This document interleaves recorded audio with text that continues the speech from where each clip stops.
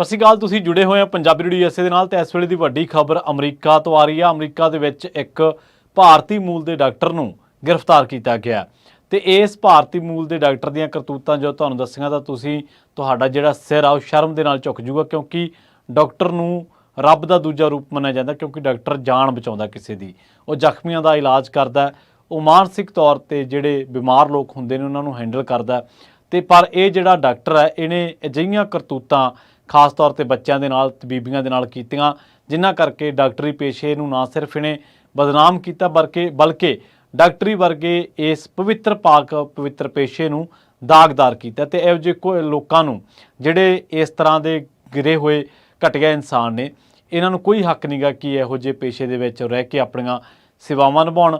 ਪੂਰਾ ਮਾਮਲਾ ਕੀ ਹੈ ਇਹਦੇ ਬਾਰੇ ਦੱਸਾਂਗੇ ਤੇ ਨਾਲ ਹੀ ਡਾਕਟਰਾਂ ਦੀ ਗੱਲ ਕਿਉਂਕਿ ਤਾਂ ਚੱਲ ਰਹੀ ਹੈ ਕਿਉਂਕਿ ਇਸ ਵੇਲੇ ਵੀ ਭਾਰਤ ਦੇ ਵਿੱਚ ਮੋਦੀ ਸਰਕਾਰ ਦੀ ਜਾਂ ਭਾਰਤ ਦੇ ਨਿਜ਼ਾਮ ਦੀ ਕਾਫੀ ਫਜ਼ੀਅਤ ਹੋ ਰਹੀ ਹੈ ਇਸ ਮਾਮਲੇ ਦੇ ਵਿੱਚ, ਕਿਉਂਕਿ ਕੋਲਕਾਤਾ ਰੇਪ ਤੋਂ ਬਾਅਦ ਹੁਣ ਮਹਾਰਾਸ਼ਟਰ ਦੇ ਵਿੱਚ, ਤਾਮਿਲਨਾਡੂ ਦੇ ਵਿੱਚ, ਰਾਜਸਥਾਨ ਦੇ ਵਿੱਚ ਤੇ ਯੂਪੀ ਦੇ ਵਿੱਚ ਵੀ ਕਈ ਬਲਾਤਕਾਰ ਦੀਆਂ ਘਟਨਾਵਾਂ ਜਿਹੜੀਆਂ ਨੇ ਉਹ ਰਿਪੋਰਟ ਹੋਈਆਂ ਨੇ। ਤੇ ਬਹੁਤ ਸਾਰੀਆਂ ਘਟਨਾਵਾਂ ਜਾਂ ਤਾਂ ਸਿਹਤ ਜਿਹੜਾ ਸਿਸਟਮ ਹੈ, ਸਿਹਤ ਦੇ ਨਾਲ ਜਿਵੇਂ ਹਸਪੀਟਲ ਜਾਂ ਮੈਡੀਕਲ ਕਾਲਜ ਤੇ ਜਾਂ ਇਸੇ ਤਰ੍ਹਾਂ ਨਾਲ ਸਿੱਖਿਆ ਦੇ ਨਾਲ ਜੁੜੇ ਜਿਹੜੇ ਇੰਸਟੀਚਿਊਟਸ ਨੇ, ਅਦਾਰੇ ਨੇ, ਜਿਨ੍ਹਾਂ ਦੇ ਵਿੱਚ ਸਕੂਲ ਤੇ ਕਾਲਜਾਂ ਦਾ ਆਪਾਂ ਨਾਂ ਲੈ ਸਕਦੇ ਹਾਂ, ਉਹਨਾਂ ਦੇ ਵਿੱਚੋਂ ਆ ਰਹੀਆਂ ਨੇ।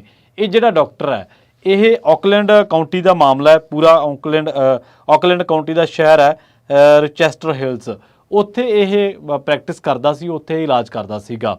ਤੇ ਇਹਨੇ ਜਿਹੜਾ ਮਰੀਜ਼ਾਂ ਦੇ ਨਾਲ ਟਰੀਟ ਕੀਤਾ ਜਾਂ ਇਹਨੇ ਜਿਹੜੀਆਂ ਮਰੀਜ਼ ਬੀਬੀਆਂ ਆਉਂਦੀਆਂ ਸੀਗੀਆਂ ਉਹਨਾਂ ਦੀਆਂ ਗੁਪਤ ਤਰੀਕੇ ਦੇ ਨਾਲ ਵੀਡੀਓ ਬਣਾਈਆਂ। ਮਾਮਲਾ ਕੀ ਹੈ ਪੂਰਾ 40 ਸਾਲਾ ਭਾਰਤੀ ਡਾਕਟਰ ਨੂੰ ਗ੍ਰਿਫਤਾਰ ਕੀਤਾ ਗਿਆ ਅਮਰੀਕਾ ਦੀ ਆਕਲੈਂਡ ਕਾਉਂਟੀ ਦੇ ਵਿੱਚ ਰੋਚੈਸਟਰ ਸ਼ਹਿਰ ਦੇ ਹਿਲਸ ਦੇ ਵਿੱਚ। ਇਹਦਾ ਨਾਮ ਦੱਸਿਆ ਗਿਆ ਉਮਰ ਐਜਾਜ਼ ਤੇ ਇਹ 8 ਅਗਸਤ ਨੂੰ ਗ੍ਰਿਫਤਾਰ ਕੀਤਾ ਸੀਗਾ, ਲੰਘੀ 8 ਅਗਸਤ ਨੂੰ। ਇੱਕ ਟੀਵੀ ਚੈਨਲ ਦੀ ਰਿਪੋਰਟ ਨੇ ਇਹ ਦਾਅਵਾ ਕੀਤਾ ਹੈ ਕਿ ਉਹਨੇ ਬਾਥਰੂਮ ਤੇ ਕੱਪੜੇ ਬਦਲਣ ਵਾਲੀਆਂ ਥਾਵਾਂ ਤੇ ਹਸਪਤਾਲ ਦੇ ਕਮਰਿਆਂ ਤੇ ਇੱਥੋਂ ਤੱਕ ਕਿ ਆਪਣੇ ਘਰ ਦੇ ਵਿੱਚ ਕਈ ਥਾਈਂ ਕੈਮਰੇ ਲਾਏ ਹੋਏ ਸੀਗੇ, ਜਿੱਥੇ ਤਾਂ ਉਹਨੂੰ ਪੇਸ਼ੈਂਟ ਜਾਂ ਮਰੀਜ਼ਾਂ ਨੂੰ ਜਾਂ ਉਹਨੂੰ ਜਿਨ੍ਹਾਂ ਦੀ ਅਪਾਇੰਟਮੈਂਟ ਹੁੰਦੀ ਸੀਗੀ ਉਹਨਾਂ ਨੂੰ ਮਿਲਣ ਆਈਆਂ ਬੀਬੀਆਂ ਦੀ, ਜਿੱਥੇ ਉਹ ਵੀਡੀਓ ਨਹੀਂ ਰਿਕਾਰਡ ਕਰ ਸਕਦਾ ਸੀਗਾ ਜਿੰਨੀਆਂ ਥਾਵਾਂ ਤੇ, ਤਾਂ ਉੱਥੇ ਉਹਨੇ ਇਸ ਤਰੀਕੇ ਦੀਆਂ ਡਿਵਾਈਸ ਫਿੱਟ ਕੀਤੇ ਹੋਏ ਸੀਗੇ ਜਿੱਥੋਂ ਉਹ ਉਹਨਾਂ ਦੀ ਆਡੀਓ ਵੀ ਹਾਸਲ ਕਰ ਲੈਂਦਾ ਸੀਗਾ। ਮਸਲਨ ਕੋਈ ਮਰੀਜ਼ ਬੀਬੀਆਂ ਉਹਦੇ ਕੋਲੇ ਗਈਆਂ ਨੇ ਅਪਾਇੰਟਮੈਂਟ ਤੇ, ਸੇਮ ਅਪਾਇੰਟਮੈਂਟ ਤੇ ਜਾਂ ਕੋਈ ਵੇਟ ਕਰ ਰਹੀਆਂ ਨੇ, ਤਾਂ ਉਹਨਾਂ ਦੀ ਜਿਹੜੀ ਆਪਸੀ ਕਨਵਰਸੇਸ਼ਨ ਹੈ, ਆਪਸੀ ਰੋਗਾਂ ਨੂੰ ਲੈ ਕੇ, ਹੁਣ ਇਨਸਾਨਾਂ ਨੂੰ, ਮਰਦਾਂ ਨੂੰ, ਬੀਬੀਆਂ ਨੂੰ ਕਈ ਤਰ੍ਹਾਂ ਦੇ ਰੋਗ ਹੋ ਸਕਦੇ ਨੇ, ਕਈ ਤਰ੍ਹਾਂ ਦੀਆਂ ਉਹਨਾਂ ਦੀਆਂ ਸਮੱਸਿਆਵਾਂ ਹੁੰਦੀਆਂ ਨੇ ਸਿਹਤ ਨੂੰ ਲੈ ਕੇ, ਤਾਂ ਉਹ ਜਿਹੜੀ ਕਨਵਰਸੇਸ਼ਨ ਆ ਉਹ ਵੀ ਇਹ ਆਪਣੇ ਡਿਵਾਈਸਿਸ ਦੇ ਵਿੱਚ ਆਡੀਓ ਦੇ ਵਿੱਚ ਰਿਕਾਰਡ ਕਰਦਾ ਸੀਗਾ। 13,000 ਵੀਡੀਓ ਬਰਾਮਦ ਕੀਤੀਆਂ ਗਈਆਂ ਨੇ। ਇਹਦੇ ਜਿਹੜੇ ਘਰੋਂ ਹਾਰਡ ਡਰਾਈਵ ਬਰਾਮਦ ਹੋਈ ਹੈ। ਦੱਸਣ ਦੇ ਮੁਤਾਬਕ ਉਹਦੇ ਘਰ ਦੀ ਤਲਾਸ਼ੀ ਲਈ ਗਈ। ਸ਼ੈਰਿਫ ਸੀਗੇ ਮਾਈਕ ਬਾਊਚਰ, ਉਹਨਾਂ ਨੇ ਕਿਹਾ ਕਿ ਇਹ ਮਾਮਲਾ ਇੰਨਾ ਕੁ ਗੁੰਝਲਦਾਰ ਤੇ ਇੰਨਾ ਕੁ ਗੰਭੀਰ ਹੈ ਕਿ ਇਸ ਮਾਮਲੇ ਦੀ ਜਾਂਚ ਕਰਨ ਦੇ ਲਈ ਕਈ ਮਹੀਨੇ ਲੱਗ ਜਾਣਗੇ। ਜਾਂਚ ਅਧਿਕਾਰੀਆਂ ਵੱਲੋਂ ਜਿਹੜੀਆਂ ਡਾਕਟਰ ਦੇ ਘਰੋਂ ਮਿਲੀਆਂ ਹਜ਼ਾਰਾਂ ਵੀਡੀਓਜ਼ ਆ ਉਹਨਾਂ ਦੀ ਘੋਖ ਪੜਤਾਲ ਕੀਤੀ ਜਾ ਰਹੀ ਹੈ। ਤੇ ਇਹ ਨਾ ਸਿਰਫ ਬੀਬੀਆਂ ਬਲਕਿ ਜਿਹੜੇ ਇਹਦੇ ਕਲੀਨਿਕ ਦੇ ਵਿੱਚ ਜਾਂ ਇਹਦੇ ਜਿਹੜੇ ਬੱਚੇ ਆਉਂਦੇ ਸੀਗੇ ਉਹਨਾਂ ਦੀਆਂ ਵੀ ਇਹਨੇ ਵੀਡੀਓਜ਼ ਬਣਾਈਆਂ। ਉਹਨਾਂ ਨੂੰ ਆਪਣੇ ਘਰ ਦੇ ਵਿੱਚ ਕਈ ਥਾਈਂ ਕੈਮਰੇ ਲੁਕਾਏ ਹੋਏ ਸੀਗੇ, ਬਾਥਰੂਮ, ਕੱਪੜੇ ਬਦਲਣ ਵਾਲੀਆਂ ਥਾਵਾਂ ਦੇ ਉੱਤੇ, ਹਸਪੀਟਲ ਦੇ ਕਮਰਿਆਂ ਦੇ ਵਿੱਚ।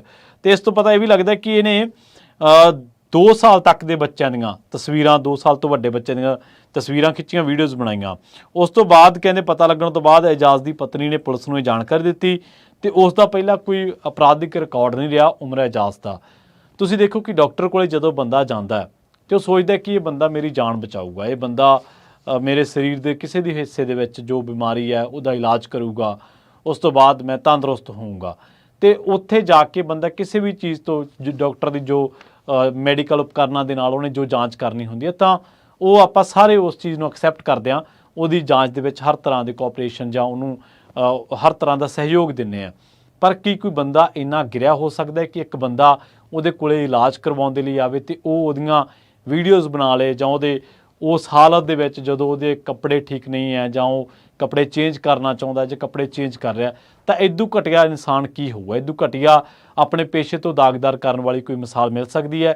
ਇੱਕ ਪਾਸੇ ਜਿੱਥੇ ਦੁਨੀਆ ਭਰ ਦੇ ਵਿੱਚ ਇਸ ਟਾਈਮ ਭਾਰਤ ਦੀ ਸਰਕਾਰ ਨੂੰ ਜਿਹੜੀਆਂ ਨੇ ਉਹਨਾਂ ਦੀ ਆਲੋਚਨਾ ਹੋ ਰਹੀ ਹੈ ਜਾਂ ਉਹਨੂੰ ਲਾਹਣਤਾਂ ਪੈ ਰਹੀਆਂ ਨੇ ਦੁਨੀਆ ਭਰ ਦੇ ਵਿੱਚ ਔਰਤਾਂ ਦੀ ਸੁਰੱਖਿਆ ਦੇ ਲਿਹਾਜ਼ ਦੇ ਨਾਲ ਜਾਂ ਔਰਤਾਂ ਪ੍ਰਤੀ ਜਿਹੜੇ ਜ਼ੁਲਮ ਵੱਧ ਰਹੇ ਨੇ ਉਹਨਾਂ ਦੇ ਲਿਹਾਜ਼ ਦੇ ਨਾਲ, ਤਾਂ ਦੂਜੇ ਪਾਸੇ ਇਸ ਖਬਰ ਨੇ ਵੀ ਭਾਰਤੀ ਮੂਲ ਦੇ ਲੋਕਾਂ ਉੱਤੇ ਕਾਫੀ ਸਵਾਲ ਖੜੇ ਕੀਤੇ ਨੇ, ਖਾਸ ਤੌਰ ਤੇ ਜਿਹੜੇ ਇਸ ਪ੍ਰੈਕਟਿਸ ਦੇ ਵਿੱਚ ਨੇ। ਮੈਂ ਸਾਰਿਆਂ ਨੂੰ ਮਾੜੇ ਨਹੀਂ ਕਹਿੰਦਾ, ਪਰ ਤੁਸੀਂ ਦੇਖੋ ਕਿ ਜਦੋਂ ਇਧਰਲੇ ਲੋਕ ਇਹ ਖਬਰਾਂ ਪੜ੍ਹਦੇ ਨੇ ਤਾਂ ਕੀ ਉਹ ਇਸ ਮੂਲ ਦੇ ਲੋਕਾਂ ਦੇ ਜਾਂ ਇਹੋ ਜਿਹੇ ਲੋਕਾਂ ਦੇ ਸੰਪਰਕ ਦੇ ਵਿੱਚ ਆਉਣ ਤੋਂ ਗੁਰੇਜ਼ ਨਹੀਂ ਕਰਨਗੇ? ਜਦੋਂ ਆਪਣੇ ਭਾਈਚਾਰਿਆਂ ਦੇ ਵਿੱਚ ਇਹ ਜਿਹੀ ਡਿਸਕਸ਼ਨ ਕਰਨਗੇ ਤਾਂ ਇਹਦਾ ਅਸਰ ਜਿਹੜੇ ਸਾਡੇ ਭਾਈਚਾਰੇ ਦੇ ਹੋਰ ਲੋਕ ਪ੍ਰੈਕਟਿਸ ਕਰ ਰਹੇ ਨੇ, ਜਿਨ੍ਹਾਂ ਦਾ ਪੇਸ਼ਾ ਬੜਾ ਸਹੀ ਹੈ ਜਾਂ ਉਹ ਬੜੇ ਚੰਗੇ ਤਰੀਕੇ ਦੇ ਨਾਲ ਪੇਸ਼ੈਂਟਸ ਦੇ ਨਾਲ ਪੇਸ਼ ਆਉਂਦੇ ਨੇ, ਜਾਂ ਉਹ ਬੜੇ ਪਾਕ ਪਵਿੱਤਰ ਨੇ, ਬੜੇ ਇਮਾਨਦਾਰ ਨੇ, ਆਪਣੇ ਪੇਸ਼ੇ ਨੂੰ ਲੈ ਕੇ ਬੜੇ ਡੈਡੀਕੇਟਡ ਨੇ, ਤਾਂ ਉਹਨਾਂ ਉੱਤੇ ਵੀ ਅਸਰ ਪੈਣਾ ਲਾਜ਼ਮੀ ਹੈ। ਸੁਭਾਵਿਕ ਹੈ ਕਿ ਉਹਨਾਂ ਨੂੰ ਵੀ ਜਦੋਂ ਲੋਕ ਆਪਣੀ ਅਪਾਇੰਟਮੈਂਟ ਬਣਾਉਣਗੇ, ਜਦੋਂ ਉਹਨਾਂ ਨੂੰ ਮਿਲਣ ਦੇ ਲਈ ਜਾਣਗੇ, ਤਾਂ ਉਸ ਐਂਗਲ ਤੋਂ ਦੇਖਣਗੇ ਉਹ ਚੀਜ਼ਾਂ ਨੂੰ ਕਿ ਕਿਤੇ ਇਹ ਬੰਦਾ ਤਾਂ ਨਹੀਂ ਉਸ ਤਰ੍ਹਾਂ ਦਾ। ਹਾਲਾਂਕਿ ਸਾਰੇ ਇਸ ਤਰ੍ਹਾਂ ਦੇ ਨਹੀਂ ਹੁੰਦੇ, ਔਰ ਇਹਨਾਂ ਮੁਲਕਾਂ ਦੇ ਵਿੱਚ ਆ ਕੇ ਲੋਕਾਂ ਨੇ ਬੜੀ ਮਿਹਨਤ ਦੇ ਨਾਲ, ਬੜੀ ਮੁਸ਼ੱਕਤ ਦੇ ਨਾਲ ਔਰ ਇਮਾਨਦਾਰੀ ਦੇ ਨਾਲ ਘਾਲ ਕੇ ਆਪਣੇ ਡਾਕਟਰੀ ਪੇਸ਼ੇ ਦੇ ਵਿੱਚ ਆਪਣੇ ਨਾਮ ਬਣਾਏ ਨੇ। ਬੜੇ ਵੱਡੇ ਨਾਮ ਤੁਹਾਨੂੰ ਮਿਲ ਜਾਣਗੇ, ਜਿਹੜੇ ਪੰਜਾਬੀ ਨਾਮ ਮਿਲ ਜਾਣਗੇ, ਔਰ ਜਿਨ੍ਹਾਂ ਨੇ ਆਪਣੀ ਸੇਵਾ ਭਾਵਨਾ ਦੇ ਨਾਲ ਲੋਕਾਂ ਦੀ ਸੇਵਾ ਕੀਤੀ। ਆਪਣੇ ਪੇਸ਼ੇ ਦੇ ਵਿੱਚ ਉਹ ਇਸ ਤਰ੍ਹਾਂ ਵਿਚਰੇ ਕਿ ਕਈ ਮਰੀਜ਼ਾਂ ਨੂੰ ਉਹਨਾਂ ਨੇ ਇਸ ਤਰ੍ਹਾਂ ਟਰੀਟ ਕੀਤਾ ਜਿਵੇਂ ਉਹ ਘਰ ਦੇ ਮੈਂਬਰ ਹੁੰਦੇ ਨੇ। ਪਰ ਉਮਰ ਇਜਾਜ਼ ਵਰਗੇ ਘਟੀਆ ਬੰਦੇ ਇਸ ਪੇਸ਼ੇ ਦੇ ਵਿੱਚ ਆ ਕੇ ਇਹਨੂੰ ਨਾ ਸਿਰਫ ਬਦਨਾਮ ਕਰ ਰਹੇ ਨੇ ਬਲਕਿ ਦਾਗਦਾਰ ਕਰ ਰਹੇ ਨੇ, ਜਿਹਦਾ ਅਸਰ ਹੋਰ ਇਸ ਭਾਈਚਾਰੇ ਦੇ ਨਾਲ ਸੰਬੰਧਿਤ ਜਾਂ ਆਪਣੇ ਏਸ਼ੀਅਨ ਭਾਈਚਾਰੇ ਦੇ ਨਾਲ ਕਹਿ ਲਓ ਜਾਂ ਭਾਰਤੀ ਮੂਲ ਦੇ ਨਾਲ ਸੰਬੰਧਿਤ ਹੋਰਨਾਂ ਡਾਕਟਰਾਂ ਉੱਤੇ ਵੀ ਪੈਂਦਾ। ਸੋ ਉਮਰ ਇਜਾਜ਼ ਦੀਆਂ ਇਹਨਾਂ ਹਰਕਤਾਂ ਦੇ ਨਾਲ ਉਹਨੂੰ ਤਾਂ ਗ੍ਰਿਫਤਾਰ ਕਰ ਲਿਆ ਗਿਆ। ਹੁਣ ਇਸ ਮਾਮਲੇ ਦੀ ਜਾਂਚ ਕਈ ਮਹੀਨੇ ਚੱਲੂਗੀ ਤੇ ਪਤਾ ਲੱਗਿਆ ਕਿ ਕਈ ਬੱਚਿਆਂ ਦੀਆਂ ਜਿਹੜੇ 6-7 ਸਾਲ ਤੋਂ ਉਮਰ ਤੇ ਵੱਡੇ ਸੀਗੇ, ਉਹਨਾਂ ਦੀਆਂ ਵੀ ਕਾਫੀ ਵੀਡੀਓਜ਼ 13,000 ਵੀਡੀਓਜ਼ ਇਹਦੀ ਹਾਰਡ ਡਰਾਈਵ ਦੇ ਵਿੱਚੋਂ ਬਰਾਮਦ ਕੀਤੀਆਂ ਗਈਆਂ ਨੇ। ਸੋ ਆਉਣ ਵਾਲੇ ਦਿਨਾਂ ਦੇ ਵਿੱਚ ਇਸ ਮਸਲੇ ਸੰਬੰਧੀ ਮਾਮਲੇ ਸੰਬੰਧੀ ਜਾਂਚ ਦੇ ਦੌਰਾਨ ਹੋਰ ਵੀ ਖੁਲਾਸੇ ਹੋ ਸਕਣਗੇ। ਫਿਲਹਾਲ ਉਮਰ ਇਜਾਜ਼ ਪੁਲਿਸ ਦੀ ਹਿਰਾਸਤ ਦੇ ਵਿੱਚ ਹੈ। ਬਹੁਤ ਬਹੁਤ ਧੰਨਵਾਦ। ਸਤਿ ਸ਼੍ਰੀ ਅਕਾਲ।